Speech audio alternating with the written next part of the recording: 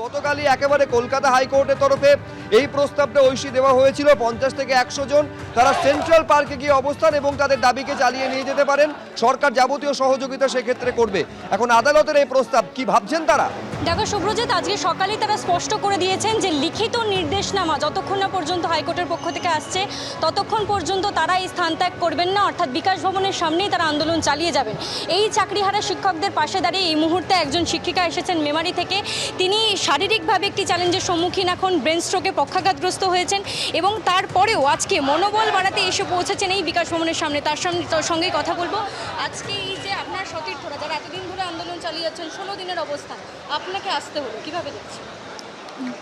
আমি বাড়িতে থাকতে পারছিলাম না, মানে ওদের যে উপর যে এরকম হয়েছে, আবার মারধর হয়েছে, লাঠি করে তারপরে কারো মাথা ফাটিয়ে দেওয়া হয়েছে, পা ভেঙে দেওয়া হয়েছে, এইগুলো দেখে আর থাকতে পারা যাচ্ছে না বাড়িতে।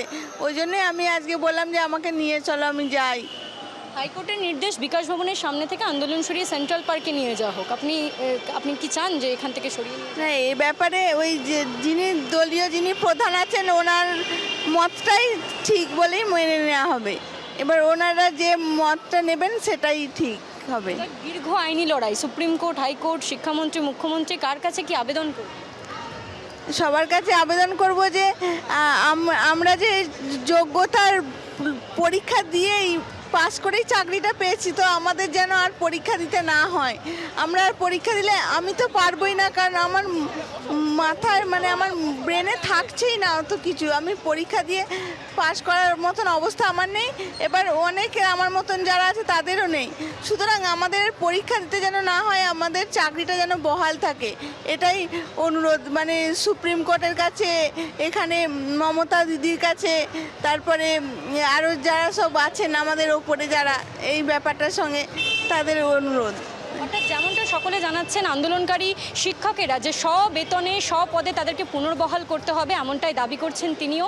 এবং তার সতীর্থদের মনোবল বাড়াতে তিনি যেমনটা বললেন যে তাদের সতীর্থরা আন্দোলন করতে গিয়ে যেভাবে পুলিশি লাঠিচার্জের সম্মুখীন হয়েছে সেটা দেখতে পাচ্ছেন না বলেই আজকে শারীরিক সমস্যা নিয়েও এরকম একটি চ্যালেঞ্জের সম্মুখীন হওয়ার পরেও চাকরি বাঁচাতে, জীবিকা বাঁচাতে এখন বিকাশ ভবনের সামনে এসে উপস্থিত হয়েছে। বেশ, তুমি আমাদের ছবি দেখাতে থাকো ঐশী। একদিকে যখন বিকাশ ভবনের সামনে এই ছবি, তখন বিধাননগর কমিশনারেটের সামনে দেখতে পাচ্ছেন একেবারে বিজেপির যুব মোর্চার নেতৃবৃন্দ তারা বসে পড়েছেন এবং তারা স্পষ্ট পুলিশের ভূমিকার তীব্র সমালোচনা করছেন। যেভাবে চাকরিহারা শিক্ষক শিক্ষিকাদের ওপর পুলিশের লাঠি সেদিন নেমে এসেছিল, তার প্রতিবাদ তারা করছেন বিধাননগর কমিশনারেটের সামনে বসে পড়ে রাস্তায়।